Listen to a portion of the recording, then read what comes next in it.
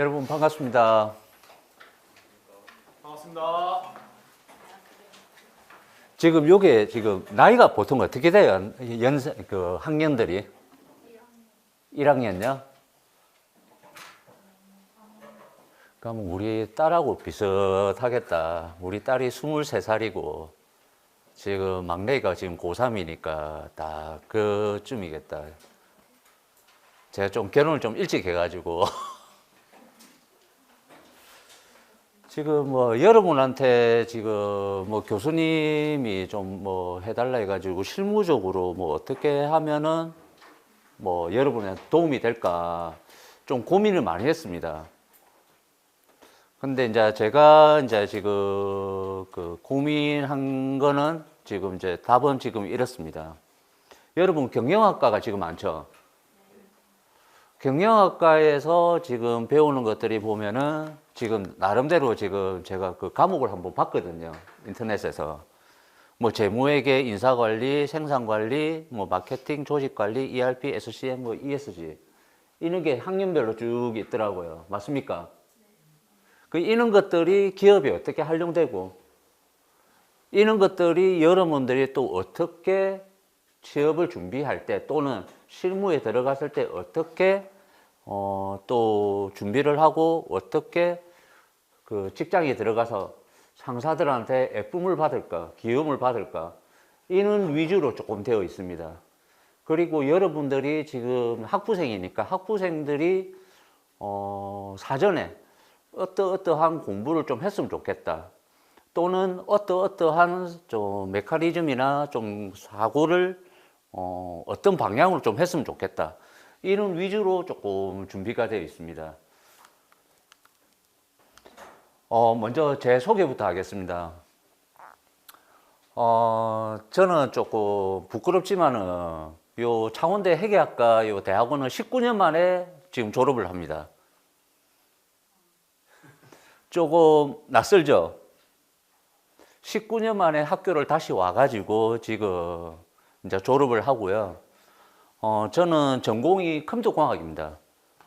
부산대 컴퓨터공학 나왔고, 그 컴퓨터공학으로 그 미국의 MIT 쪽에 석박사 졸업을 했습니다. 그리고 또 부끄럽지만 뭐 기계공학, 금속공학, 뭐 재료공학, 뭐 이런 이공계 쪽으로도 졸업은 못했습니다. 전부 다 제적을 당한 상태. 왜 그러냐? 제가 조금 그 공돌이 출신이거든요. 공돌이다 보니까 기계공학이나 금속공학이나 이런 걸 알아야 되기 때문에 왜 그걸 배우냐 하면은 회계 때문에 배웠습니다.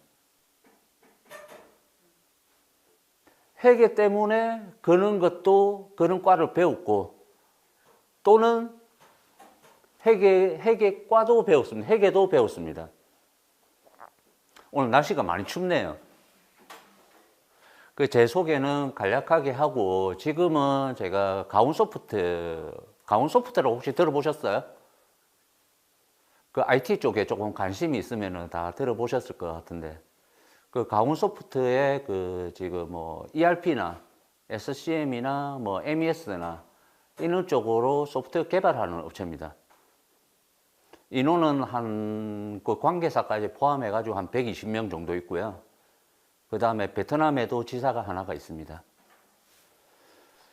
간략하게 제 소개는 마치고 지금 이제 본론으로 들어가겠습니다. 목차는, 지금 이게 레이저 포인트는 준비를 해왔는데 이게 전자칠판이다 보니까 이게 안 되네요.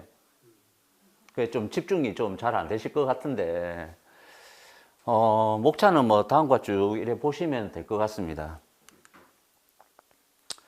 컨셉 포인트를 해가지고 지금 뭐 여러분과 함께 회계는 기업 언어이고 기술은 그 언어를 데이터를 연결하는 도구다. 그 기술이라는 거는 조금 있으면은 ERP나 MES나 SCM이나 이런 시스템을 또 배울 겁니다. 이랑 상영생들은 그런 거 다 배우셨죠? 상영생 없으십니까? 있어요. 다 그런 거 수업 들었죠? 그런 그 시스템에서 그런 활동에서 뭐야? 그런 활동에서 숫자로 나옵니다. 그 활동에서 숫자가 그냥 뭐 점표가 생기는 게 아니지 않습니까? 맞죠? 그 지금 그래서 이 숫자가 어디서 태어나고 이 숫자가 앞으로 어떻게 활용할 건지 여러분들이 이제 경영학을 배우면은 경영학으로 해가지고 취업을 나가면은 다 숫자와 활동과 업무입니다. 그러면은 재무관리부터 인사관리, 생산관리, 마케팅, 조직관리, ERP, SCM, ESC. 재무관리 보시면은 제가 1학년 때 배울 때 제가 물론 컴퓨터과학도 나왔지만은 저는 그 편입을 해가지고 3학년 때 재무회계를 배웠습니다.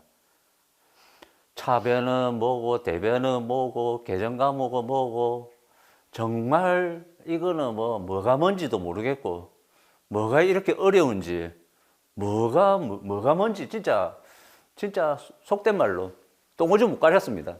그냥 외웠습니다. 근데 지금 제가 이제 이렇게 제가 이제 직장 생활 30년 했거든요. 30년 동안 하다 보니까 이런 것들이 다 하나가 따로 노는 게 없습니다. 회사에서는, 기업에서는. 예를 들면은, 생산관리, 제품을 만들려면 생산관리가 필요하겠죠. 그러면은 사람 필요하겠죠. 이 사람을 어떻게 움직일 건가 조직관리 필요하겠죠.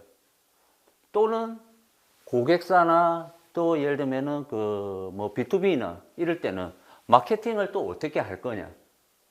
이런 것도 나오겠죠. 이런 것들이 하나의 유개체로 다 나옵니다. 그리고 요 밑에는 또 시스템이고.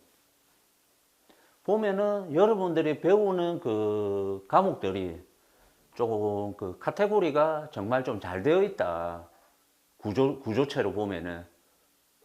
저는 그렇게 생각하거든요. 이제 아니까 그렇게 이제 생각하는지 모르겠지만. 지금 보면은 관리라는 글자가 되게 많이 들어갑니다. 관리라는 게 뭐라고 생각하세요? 너 이거 잘해. 너 이거 똑바로 못해? 이게 관리일까요? 아니겠죠. 항상 기업은 보면은 PDCA라는 사이클을 돌립니다. 계획, 실행, 조치, 분석. 분석 조치. 제가 좀 급하게 자료를 만들다 보니까 죄송합니다. PDCA라는. 이 PDCA를 돌리려면은, 근데 P를 돌리려면은, 뭐를 알아야 되겠습니까? 계획을 세우려면은. 환경 분석이겠죠. 환경 분석 여러분들 삼시다, 스와트다, 여러 가지 배우시죠. 이 환경 분석은 또 어떻게 나오느냐. 재무제표에서 다 나옵니다. 예를 들면은 내가 다른 회사를 모를 때, 이 회사는 우리 회사하고 경쟁사다 라고 생각할 때, 재무제표를 보고, 예를 들면은 이 회사는 노무비가 어떻게 들어가고, 임금 비율이 어떻고, 예를 들면 재료비가 어떻고, 이런 구조가 쫙 나옵니다. 매출액은 틀리겠지만. 그러면은, 우리 경쟁사는 나보다 뭐가 뛰어나네? 또는 나보다 뭐가 모자라네? 이런 것들이 기업 가치 분석이 됩니다. 이런 것들을 분석을 할 때 필요한 것들이 이런 시스템적인 사고가 필요합니다. 그냥 단순하게 크로스체크 해가지고 뭐가 높네, 뭐가 낮네 이런 걸 원하지 않겠죠, 당연히. 이런 시스템 사고. 여러분이 이력서 적을 때 키워드 나는 시스템적인 사고를 가졌다. 또는 구조적인 사고를 가졌다. 이런 말들 들어가면은 가점 받습니다. 창원대 제대로 배웠네.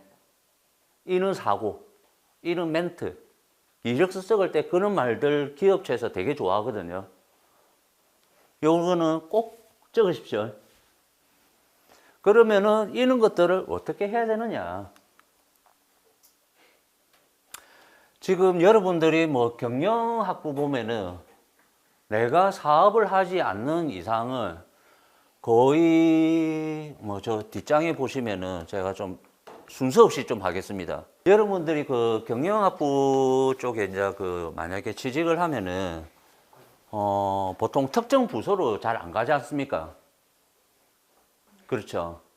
보통 제일 많이 가는 곳이 인사총무, 회계 이쪽일 겁니다. 그 이쪽에서 지금 이제 제일 많이 가고, 근데 기업들이 보면은 여러 부서로 쭉 이렇게 다 있습니다. 근데 제가 솔직한 말로 인사총무는 조금 스킵하십시오. 그 취직을 할 때는. 왜? 너무 사람이 많고 너무 연봉이 약해요. 공급이 많다 보니까. 수요보다 공급이 너무 많다 보니까. 그러나 회계 재무는 또 틀려요. 회사에서 기밀을 좀 다루는 상황이기 때문에 내가 잘만 하면은 여기서는 승진도 빨라요. 그리고 뭐 기획, 영업, 이 생산관리, 생산관리, 구매관리, 품질관리는 회사에서 꼭 필요한 부서이기 때문에 그렇게 움직이지만 그렇게까지 또 선호하지 않는 부서, 요새 젊은 사람들이 원하지 않는 부서라고 저는 또 생각이 들더라고요. 왜 그렇게 생각이 드냐면은 제가 이제 시스템을 이제 개발하면서 여러 업체들 이제 돌아다니면서 이제 미팅을 많이 하거든요. 보면은 조금 뭐랄까 머리가 조금 그 구조적으로 사고적인 사고를 가졌다는 사람들은 재무나 기획, 영업 이쪽이더라고요. 그래서 여러분들도 조금 그런 쪽으로 좀 방향을 돌리고, 그렇다고 생산관리, 구매관리, 품질관리 몰라도 되느냐? 요게 핵심입니다. 제가 오늘 여러분한테 말할 부분은 여기에서 데이터가 모든 것들이 다 생성이 됩니다. 회계 쪽에. 예를 들면은 교수님 앞에서 죄송합니다. 회계를 얘기한다는 부분이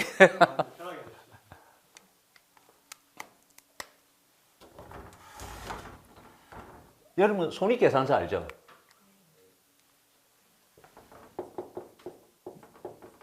맨 처음에 매출액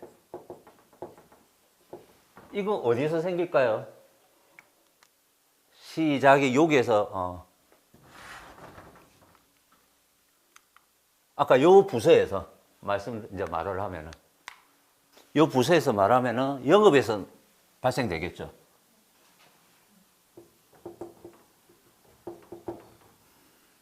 그 다음에 지금 이제 매출 그 제조원가 명세서가 나오겠죠.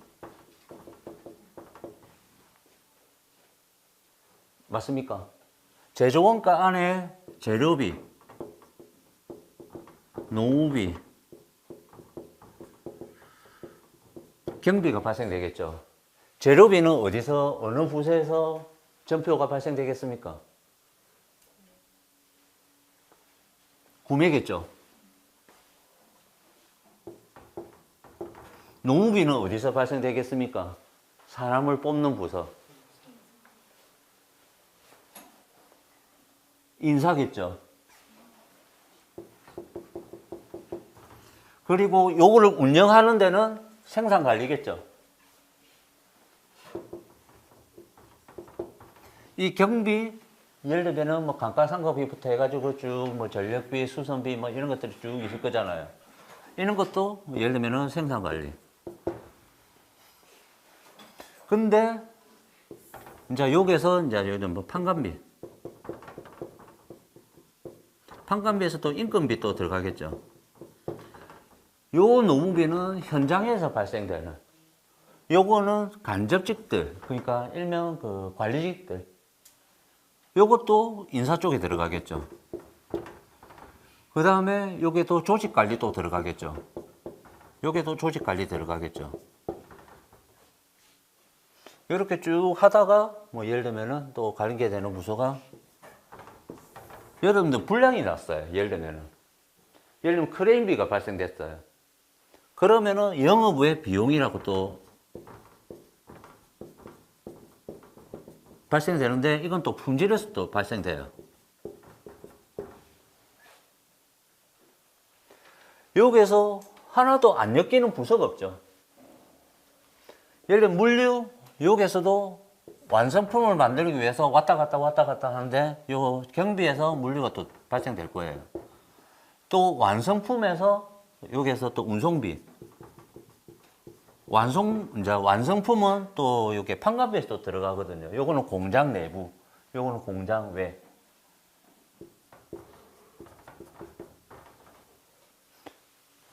빠지는 부서 있습니까? 없죠? 상영생 없죠? 마스크 쓰면 말 안 하겠다는 뜻입니까? 이 전체를 핸들링하고 움직이는 데가 기획입니다. 그리고 점표를 발생하는 이 부분들이 MES라는 거고, MES라는 시스템이고, 그리고 이 전체를 포괄적으로 관리하는 게 ERP이고, 그 다음에 이 재료비라든가 이런 것도 또 그 협력사들이 또 있을 거잖아요. 그죠? 구매처라든가. 이런 것들이 SCM이고, 이 또 고객들이 있을 거잖아요. 예를 들면은. Supply Chain Management. 하나도 연결 안 되는 거 없죠? 이 숫자는 다음 장에서 말씀드리겠습니다. 요는 글자는 여러분들 그냥 읽어보시고, 불량률 1%다. 불량이 1이 발생됐다. 재료비 1%만큼 발생되겠죠. 생산, 내가 불량이 됐으니까 노무비가 이만큼 더 발생되겠죠. 그 다음에 인건비 요 발생될 거고. 그 다음에 그게 예를 들면은 고객들한테 갔다. 어떻게 되겠습니까? 고객 신뢰도 문제지만은 영업의 비용에도 발생됩니다. 이런 것들이 지금 여러분들이 배우는 회계 쪽에 뭐 예를 들면은 외상 매입금부터 시작해서 이런 계정들이 쭉 나옵니다. 그리고 이런 것들이 쫙 나오고, 이 숫자를 보고 오너들은 또는 기업에서는 투자를 할 거냐, 예를 들면 인력 채용을 할 거냐, 예를 들면 생산 볼륨을 조절할 거냐, 이런 식으로 결정을 합니다. 뭘 보고? 이 숫자. 이 숫자는 여러분들이 배우는 회계에서. 경영은 곧 회계라는 말을 저는 과언이 아니라고 보거든요. 경영의 뭐 3대 요소, 4요소? 뭡니까? 맞추는 사람들 교수님한테 말해요. 학점 올려달라. 그 점수 잘 받게 해달라 할게요. 포엠이라고 들어보셨어요, 혹시? 사람, 맨, 나오죠? 그 다음에 또 뭐 있겠어요? 설비, 머신. 그걸 움직이려면은 돈이 필요하겠죠, 머니. 그 다음에 그런 것들을 움직이는 방법, 메소드. 그래서 포엠이라고 기업에서 움직이기 위해서는 그런 건 4요소라고 필요하거든요. 그런 것들이 다 회계에서 발생됩니다. 이 숫자에서 모든 게 다 결정됩니다. 여러분들이 단순하게 차변이 어떻고 대변이 어떻고 그걸 배우는 게 아닙니다. 이런 것들을 알기 위해서 그런 것들을 약속된 거를 서로 간에 약속된 거를 이제 기록을 해서 그런 것들을 활용해서 그 숫자로 통해서 나는 분석하는 역할이지. 아까 회계부서 단순하게 점표 입력하는 게 회계부서일까요? 아니죠. 이 복잡한 이 유기체의 이 구조를 여기에서 올라오는 게 다 숫자입니다. 이 숫자를 어떻게 논리적으로, 구조적으로 해석을 하느냐. 이게 여러분 능력입니다. 이걸 배우십시오. 나중에 제가 뒷장에 보면은 이런 것들을 배우기 위한 추천 교재도 제가 적어놨거든요. 조금 책은 오래됐지만 앞서 말했던 게 다 이겁니다. 기업 현장에서 재료비, 불량 처리비, 노무비, 전력비, 광열비, 공구비. 이 공구, 예를 들면 불량 나면은 공구비 발생되겠죠. 이런 것들을 데이터 씹는 데가 MES. 이거를 또 전사적으로 연결시키는 게 ERP. ERP는 혹시 아십니까? E가 나오고 R이 베이도 P나는 시스템.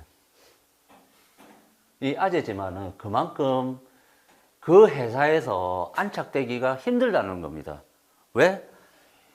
이 전 부서에서 정확하게 데이터를 입력해야 되는데 쓰레기를 엮고 참을 바란다. 되겠습니까? 어느 부서에 하나라도 거짓을 였다. 참이 될 수가 없습니다. 제가 에피소드를 하나 말씀드리면은 제가 입사를 하고 5년 동안은 프로그래머였거든요. 전산실에서. 그러다가 어느 날에 이제 발령이 나가지고 기획실로 발령이 났어요. 근데 이제 추정 손익을 한번 만들어 봐라. 그 추정 재무제표를 한번 쫙 만들었어요. 올해는 우리 회사는 흑자가 될 것 같습니다. 라고 했는데 결론은 적자였어요. 단 하나 때문에.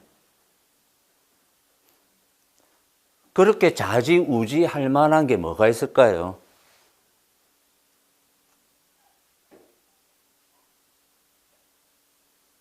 인건비 가지고 그럴까요? 아니겠죠. 재료비까지 그럴까요?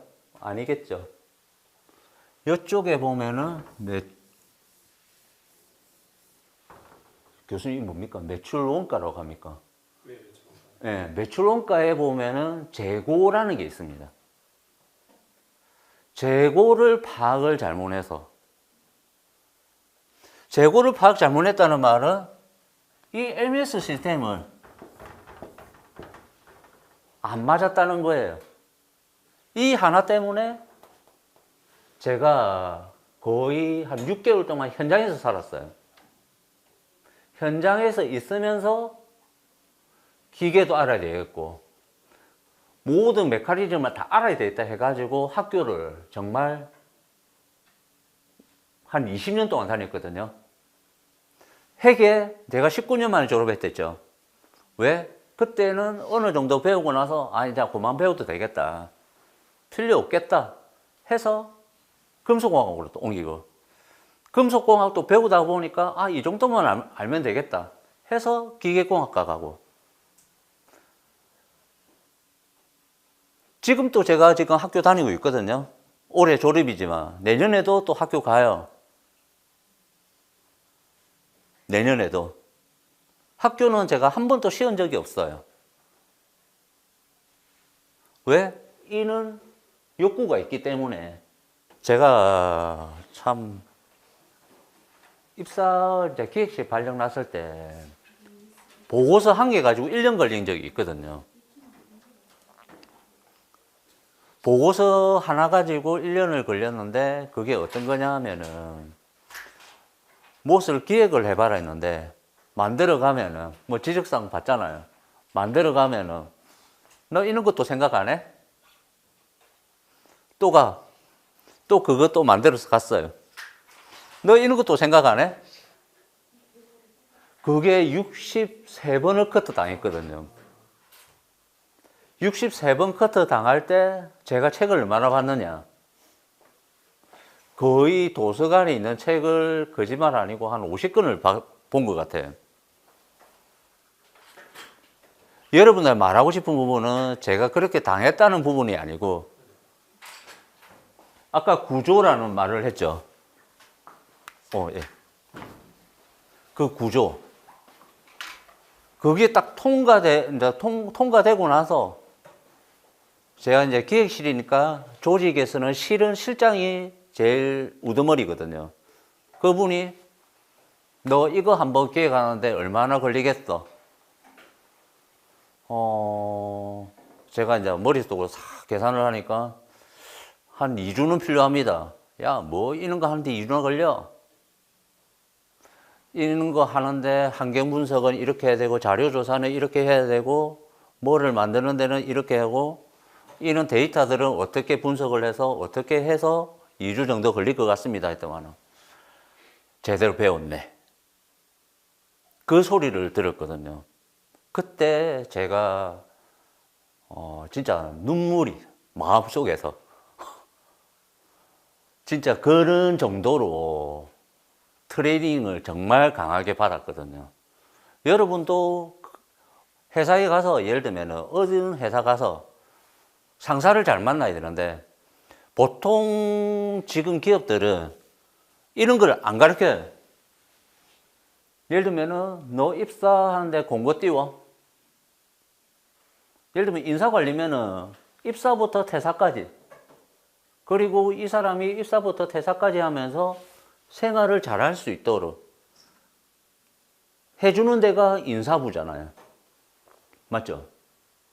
그것 또한 나눠져 있어요. 요새 대기업들은. 그러다 보니까 정말 머리가 이 조직도 그렇고 일도 그렇고 정말 폐쇄적이에요. 나 일 아니면은 아무것도 몰라요.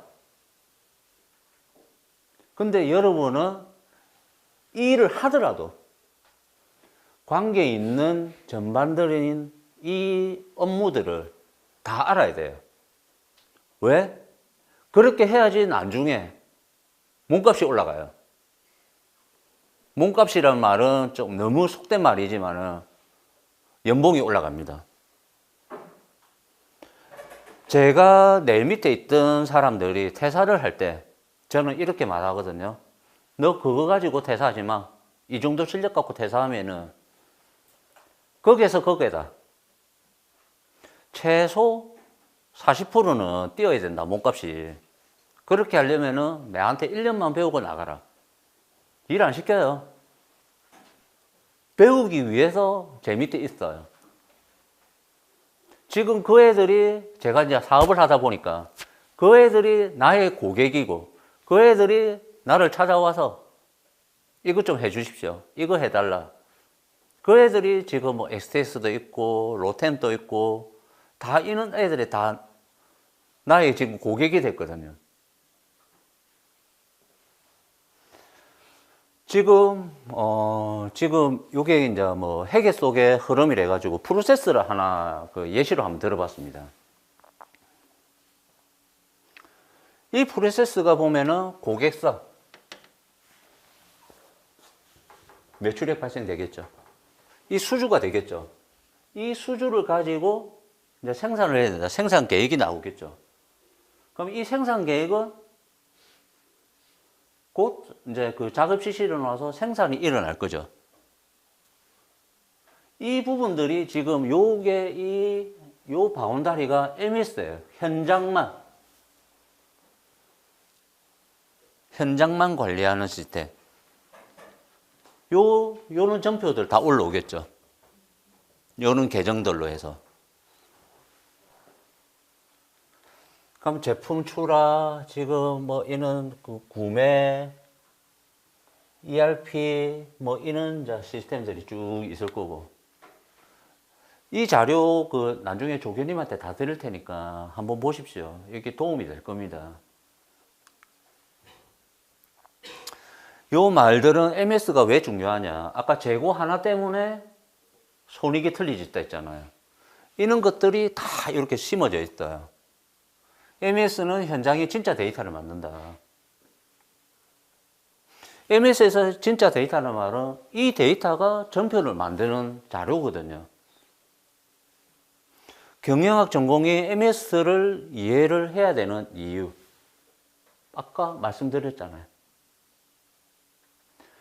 모든 지금 과목들을 단락단락 보지 마시고 하나의 유기체로, 구조체로 이해하십시오.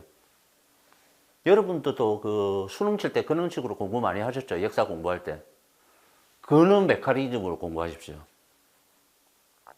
시간적인 흐름의 메커니즘이 아니고 어떤 요소와 만나면은 예를 들면 빨간색과 뭐 파란색이 만나면은 무슨 색깔?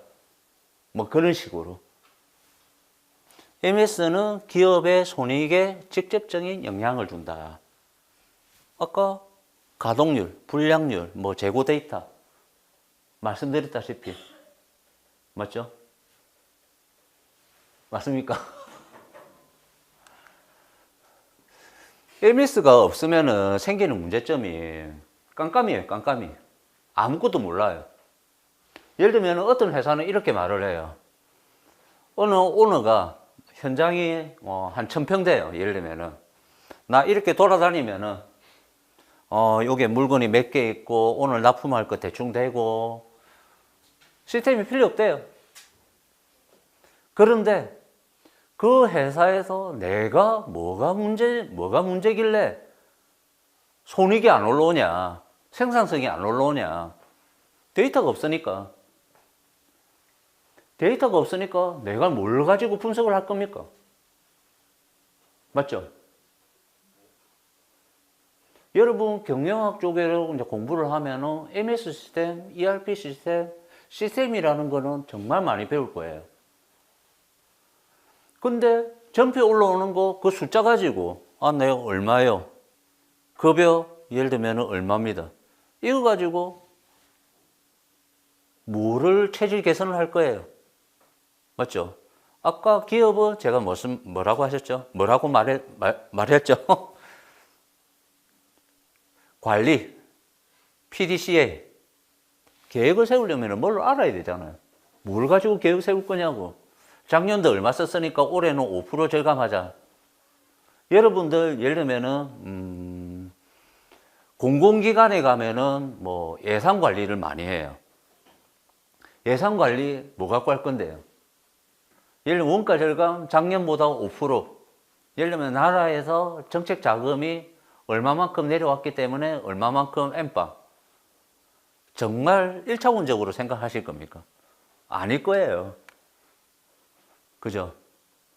거기에 내려오는 그 정책금에서 예를 들면은 대통령이 뭐라고 말을 했기 때문에 어디에 가중치를 어떻게 주고 뭐는 어떻게 주고 그렇게 해서 모든 것들이 예산이 편성이 돼요. 또 예를 들면은 기업들은 예산 편성 이런 데이터로 통해서 예를 들면은 내가 이런 것들을 체질 개선을 하기 위해서 예를 들면은 뭐를 개선을 해야 된다. 그럼 설비를 도입을 하든가 예를 들면은 설비의 뭐의 고정적인 문제 때문에 오버홀을 하든지 여러 가지 방법을 통해서 돈이 들어갑니다. 투자가 들어갑니다. 이런 것 때문에 이런 걸로 분석을 통해서 근데 지금 또 아직까지도 종이, 엑셀 이런 걸로 하는 회사들이 상당히 많아요. 여러분 이런 데 취직하지 마십시오. 여러분들이 나중에 손발이 고생입니다. 이런 데 취직하면은. 취직할 때 이 회사는 이런 시스템 돼 있습니까? 안 돼 있다면은 쳐다보지도 마세요. 진짜입니다. 제가 MS 만드는 5가지 가치라는 부분이 이런 데이터를 통해서 나는 생산성을 어떻게 향상시키고 품질을 어떻게 향상시키고 원가 절감을 어떻게 하고 납기를 준수하기 위해서 예를 들면 사이클 타임을 어떻게 줄이고 그 다음에 현장과 경영청 간에 그 갭을 없애겠다. 투명하게 경영을 하겠다. 이런 것들이 노조에서 원하는 것들이에요. 노조에서 이런 것들 딱 하고자 말자 그런데 나 인정. 나 이거 투자할게. 노사 합의체에서 이렇게 사인을 합니다. 노조라는 것도 여러분들이 인사, 총무, 이런 부서에 들어가면은 관과할 수 없는 집단이에요. 그 6번은 말씀드렸기 때문에 생략하도록 하겠습니다. 그 ERP가 뭐고 MS가 뭐고 말씀드렸다시피 ERP는 두뇌고 MS는 제가 말하는 거는 신경이라고 생각을 하거든요. 이런 것들이 유기체를 움직여서 회계로 데이터로 나온다. 이 회계가 나는 맨날 회계합시다 이렇게 말을 하는데 죄송합니다. 이것도 다시 리바이벌인데 ERP는 단순한 관리, 기업 활동이 숫자로 연결하는 시스템이다. 아까 말씀드렸듯이 원재료부터 시작을 해서 이제 이런 계정들이 쭉 나오고 어떻게 처리하는지 예를 들면은 세무 처리까지 나오죠. 이런 것들이 ERP가 하는 역할들이에요. 지금 제가 나름대로 지금 경영학과, 회계학과 학생들이 보통 이제 취직을 하면은 AI한테 물어봤거든요.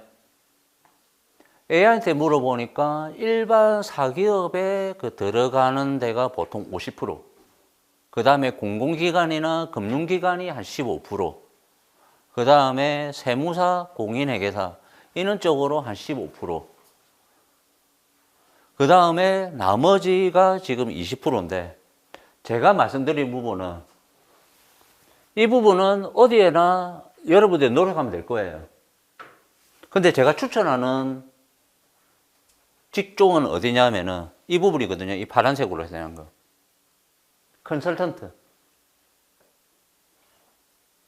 컨설턴트를 예를 들면은 요새 물류관리사다 무슨 자격증이 되게 많더라고요. 보니까 그런 것들 공부 많이 하십시오. 물류관리사 말고 또 무슨 있죠? 뭐 있죠? 자격증. 그 회계만 말고. 그런 거 되게 많던데 보니까 뭐 더존에서 나온 것도 있고 영리몬에서 나온 뭐 이런 시스템도 있고 그런 식으로 이런 자격증이 좀 있던데 그런 쪽으로 공부를 많이 하십시오. 그러면은 회사의 이런 경영이나 이 흐름들을 배울 거예요. 알 거예요. 거기에다가 여러분들이 학교에서 배운 거 접목을 시키면은 정말 그 시너지 효과가 엄청날 겁니다. 내가 회사 들어갈 때는 예를 들면은, 일이지만 그 배우는 속도가 정말 완전히 남다를 거예요. 나 이 구조를 알기 때문에. 뭐라고 말할 때, 이 구조에서 요것만 딱 여면 되니까. 이 부분이구나. 그러면 학상 속도가 되게 빠르거든요. 그러면은 직장에서 정말 기원받고 F 받습니다. 진급도 빠르고.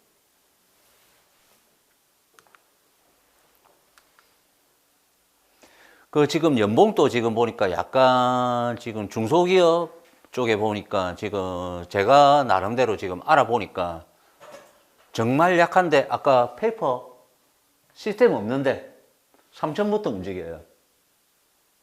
근데 어느 정도 시스템이 조금 갖춰졌다 하는 데는 3,500부터 보통 되고 여러분들 뭐 선배들 뭐 만나면 대충 다 알죠?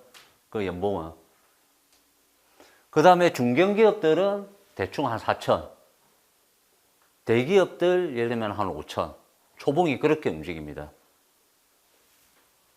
그 다음에 이제 공공기관이나 금융기관들은 뭐 천차만별이고, 뭐 세무사 뭐 이런 것들은 생략도록 하고, 그 다음에 ERP 컨설턴트. 이 부분, 제가 앞에서 또 말했던 부분.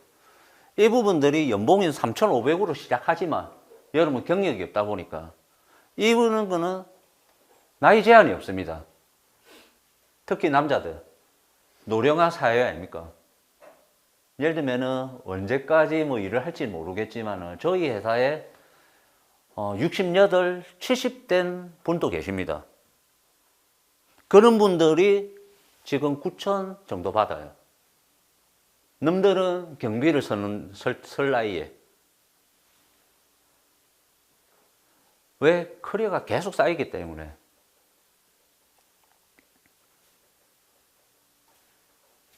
저 연봉 얼마 받을 것 같아요?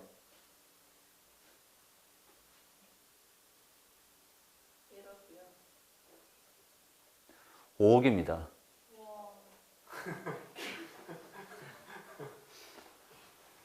저는 5억도 작다고 생각하거든요. 제가 30년 동안 학교 다녔는데 학비만 해도 얼마인데. 물론 그때마다 회사에서 다 대줬지만 그런 회사로 입사를 하십시오. 복지가 있는 회사.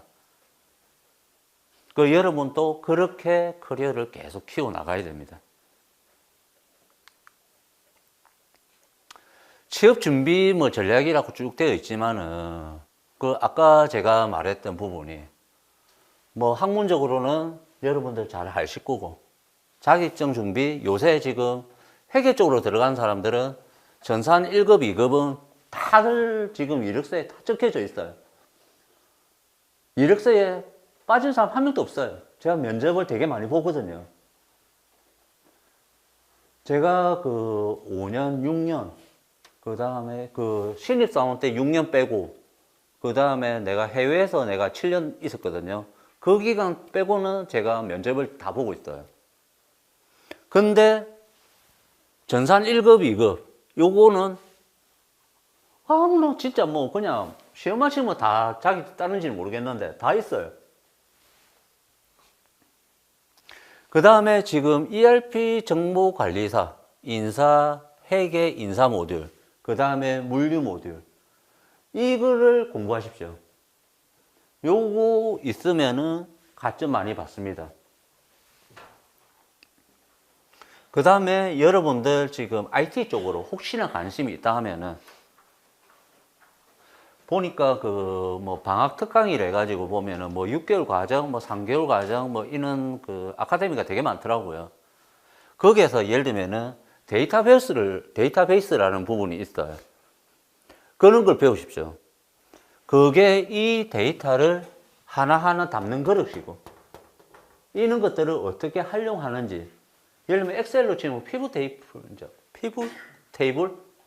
그런 것도 있고, 예를 들면 엑셀에 매크로도 있잖아요. 예를 들면 그런 식으로. 그런 사고.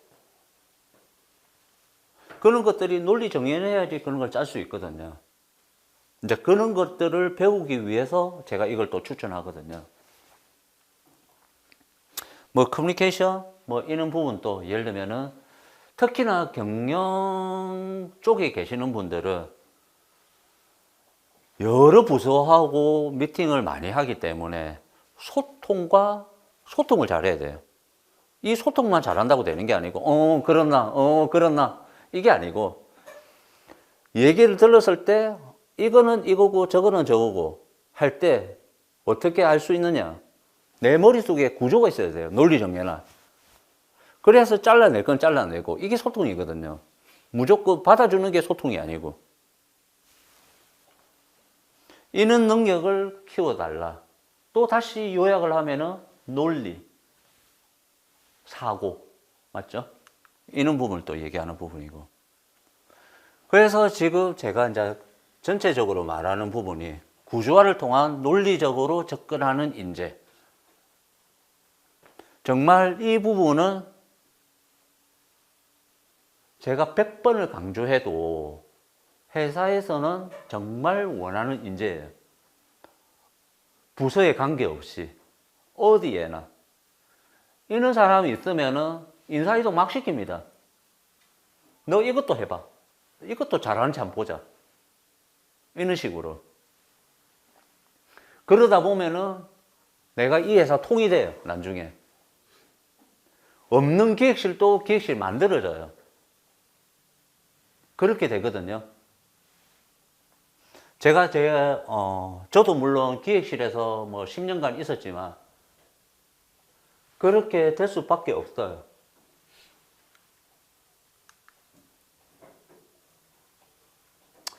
이 부분은 그냥 생략하도록 하겠습니다.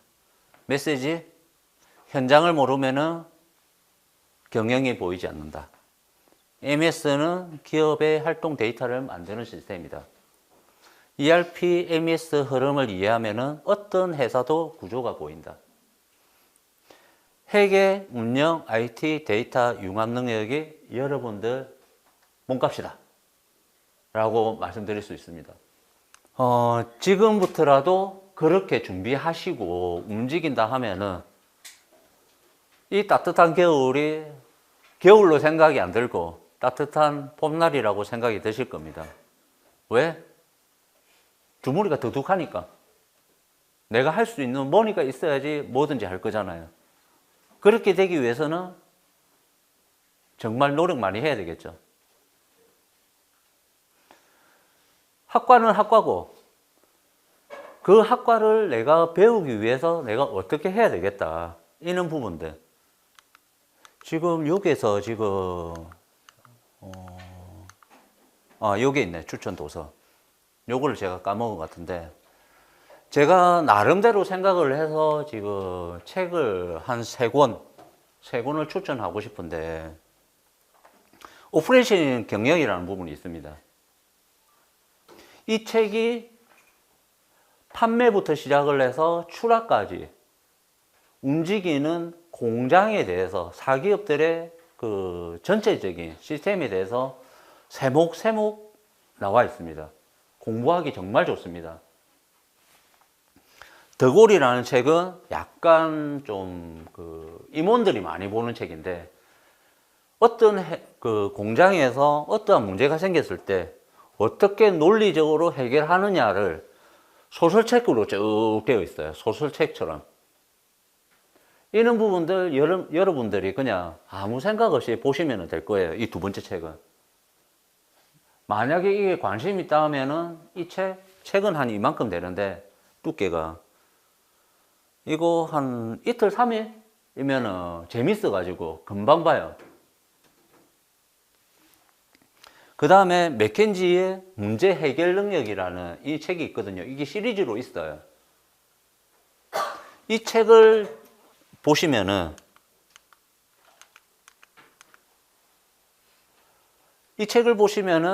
진짜 논리적인 사고가 아마 그 강화가 될 거다.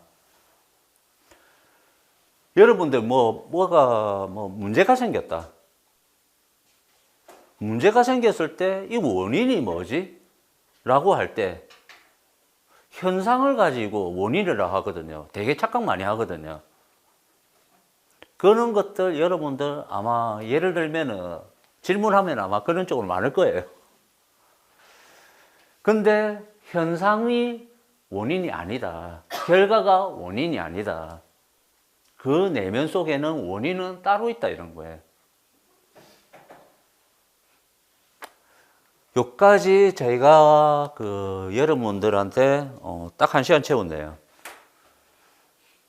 여러분들한테 제가 그 좀 전달하고 싶은 말들이고 오늘 말들이 여러분한테 조금 일이라도 조금 도움이 됐으면 조금 바란다는 마음입니다. 혹시 질문 있으십니까? 컴퓨터 공학을 전공했는데 왜 대학원 회계학으로 선택하셨나요? 컴퓨터 공학이면은 예를 들면은 프로세스를 짜는 거잖아요. 기업에. 예를 들면은 흐름들을 쭉 짜가지고 개발해 주는 거잖아요. 근데 내가 회계를 모르고 어떻게 프로그램을 만들어줘요? 예를 들면은 연구소에 내가 설계를 하고 예를 들면은 설계 원가를 뽑는데 설계 원가 시스템을 만들어야 되는데 내가 기계를 모르고 어떻게 그 시스템을 만들까요? 예를 들면은 이렇게 짜 라고 하면 돼요. 1차원적으로. 나는 그런 거 싫어해요. 내가 주도적으로 내가 알고 싶어서 이렇게 되면은 여러분들 해결된 것 같고 여가 시간에 뭐 하나요? 제가 지금 이것도 부끄러운 얘기인데 제가 고2 때부터 제가 3시간 이상 잔 적이 없거든요. 왜 그렇게 습관이 들었냐면은 제가 중2 때까지는 전교 1등 했거든요. 근데 제가 운동을 럭비를 했는데 럭비부가 조금 뭐라고 할까 완전히 좀 뒷골목 애들이거든요. 그 애들하고 친하기 위해서 문제 풀면서 틀렸거든요. 빵점 받기 위해서. 그렇게 제가 고1, 고2 여름방학까지 전교 꼴등을 하고 보냈어요. 근데 엄마가 중학교 선생이었는데 부끄러워서 학교를 그만뒀어요. 그게 저는 나름대로 마음의 상처였거든요. 그래서 다시 공부를 할 때 그 습관이 지금까지 또 들었고, 또 군대를 제가 또 남자들이라면은 알 건데 저는 UDT 나왔거든요.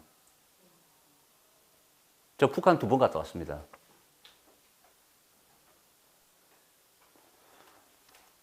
지금 여가 씨가 하루에 마라톤 15km는 무조건 뛰고요.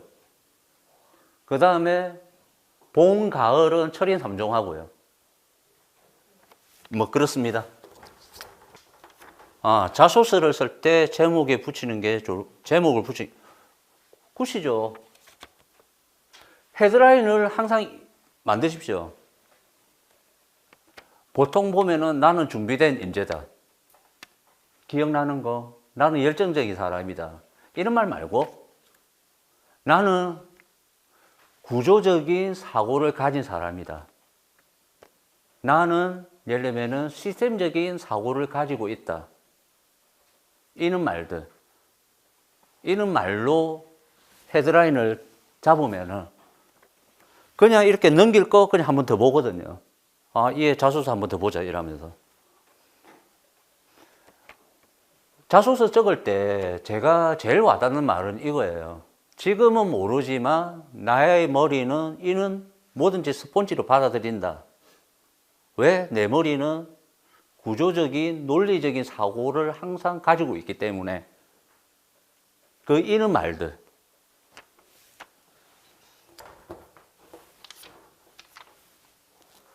회계 역량을 갖추는 경영학과 학생이 가장 유리한 직무는, 경영학이 정말 오늘 아닌 이상은 너무 광범위해요.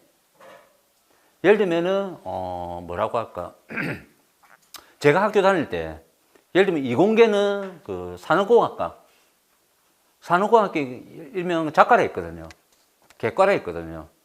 왜? 경영부터 IT부터 기계공학도 배우고 여러 가지 다 배워요. 근데 경영과는 보면은 시스템부터 시작을 해서 이 조직을 움직이는 전 부서 업무를 다 배워요. 거의. 깊게는 안 들어가지만 폭은 되게 넓어요. 그래서 여러분들이 취직할 곳이 더 많다는 곳이에요. 그런데 가장 몸값 높은데 아까 말씀드렸죠. 어디라고. 그런 쪽으로 집중을 조금 하시면 좋을 것 같아요. 조금 취직을 하실 때. 그리고 제가 다시 말하는 거는 시스템 없는 회사 이력서도 읽지 마세요.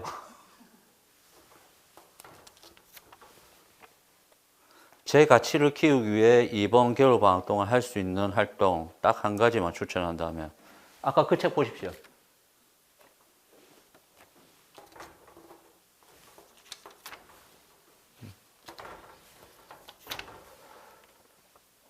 문제를 정의하는 능력이 왜 얼마나 중요한가요? 문제를 알아야지 해결을 할 거 아닙니까? 그죠? 문제를 사람들이 몰라요. 어떤 게 문제라는 게. 너 이거 문제가 뭐야? 예를 들어서 제가 이것도 경험입니다. 현장에서 데이터가 잘 안 올라와요. 너 이거 어떻게 할 거야? 입력 잘 시키겠습니다. 교육 열심히 시키겠습니다. 시간마다 체크하겠습니다. 그게 해결 능력일까요? 데이터 입력을 왜 안 해? 라고 했을 때 문제는 제가 파악한 거는 이거거든요. 생산을 해라고 생산 시간만 주지 데이터 입력이라는 시간을 안 줘요. 제가 파악한 거는 그게 문제였거든요. 그런 시간을 주니까 입력이 잘 되더라고요. 이제 그 오류하고는 조금 별건으로. 이런 것들이 문제를 파악을 하는 능력이라는 거예요. 문제를 파악을 해야지 해결책이 나오잖아요. 문제 아까 시간이 없다라고 하니까 해결은 빠르잖아요. 그게 정답이 아니지만 물론 차선책이지만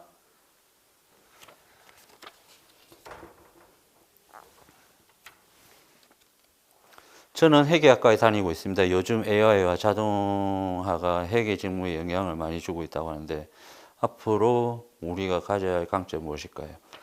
맞습니다. 예전에는 회계가 예를 들면은 조금 그 포지션이 많이 약해졌어요. 질문이 뭐냐 하면은 회계학과를 다니는데 AI와 지금 자동화가 되기 때문에 회계 직무가 많이 줄어들었다. 그 영향도가 어떻게 되느냐. 정말 많이 줄어들었어요. 왜? 분계 입력이 없기 때문에. 요새 웬만큼은 자동으로 분계가 다 돼요. 예를 들면 매출 발생되죠? 외상채권. 예를 들면 차변, 대변 딱 그냥 바로 때려버려요. 예를 들면 그 재료비 사왔잖아요. 외상 매입금 바로 때려버려요. 사람들이 이렇게 입력 안 해요. 예를 들면 예전에는 예를 들면 출장비 갔다 왔다. 영수증 보고 다 치거든요. 요새 그냥 스캔하면 분계 다 돼요. 자동으로. 여러분들이 할 일은 그런 분계 역할이 줄었다는 게 이제 그 기록하고 이 역할이 줄어든 거지. 이거는 AI가 대체가 가능해요. 그렇지만 이런 것들을 분석하는 영향은 AI가 없어요. 그 숫자를 가지고. 그 숫자는 이 기업의 특성이기 때문에 그 기업을 알아야지만 그 숫자를 해석을 하고 분석하는 능력이 생깁니다. 그런 쪽으로 강화를 해야 되기 때문에 여러분들이 더 전문적으로 이런 거를 공부를 하셔야 돼요. 회계학 쪽은.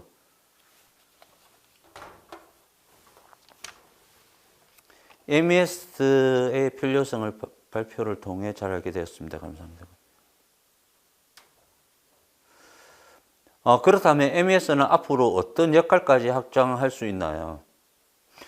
요새 그 스마트 팩토리라는 말들 많이 들어보셨어요? 스마트 팩토리. 요새 그 공장들이 지금 그 스마트 팩토리, 스마트 공장. 이런 말들, 스마트라는 말들이 되게 많이 들어가거든요. 예를 들면 스마트 산단, 이제 무조건 스마트 다 들어가요.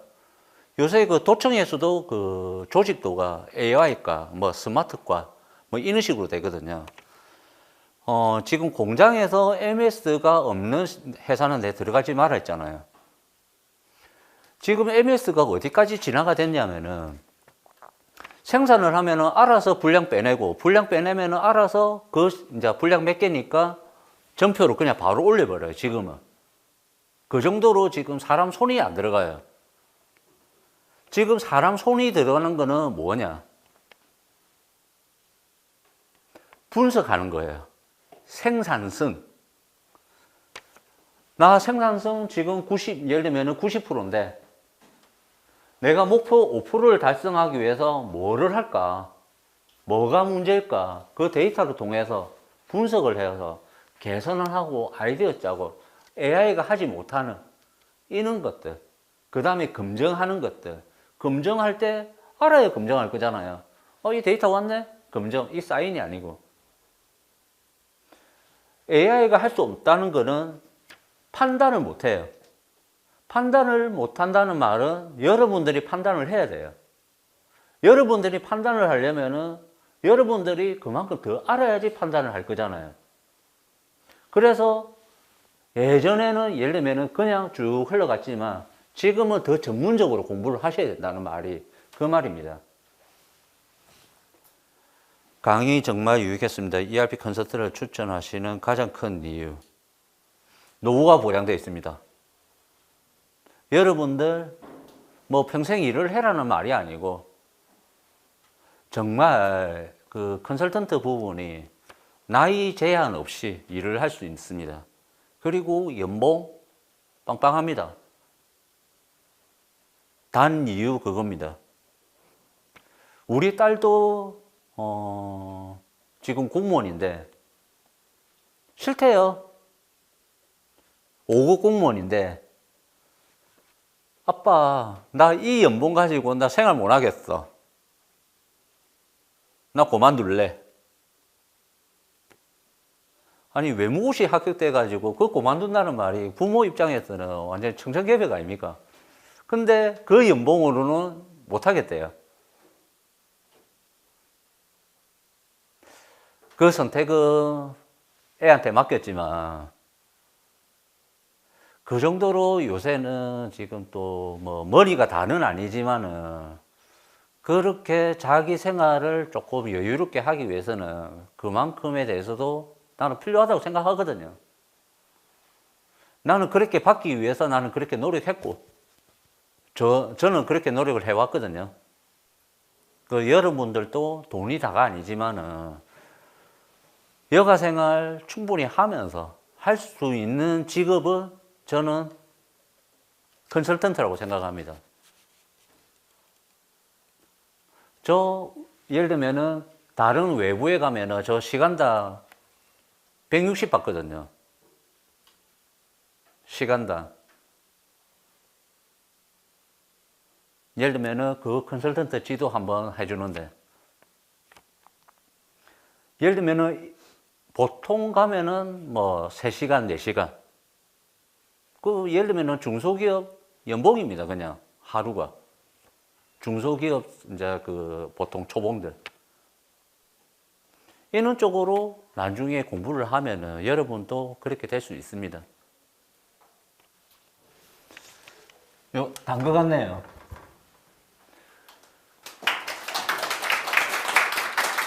잘 들어주셔서 또 감사합니다.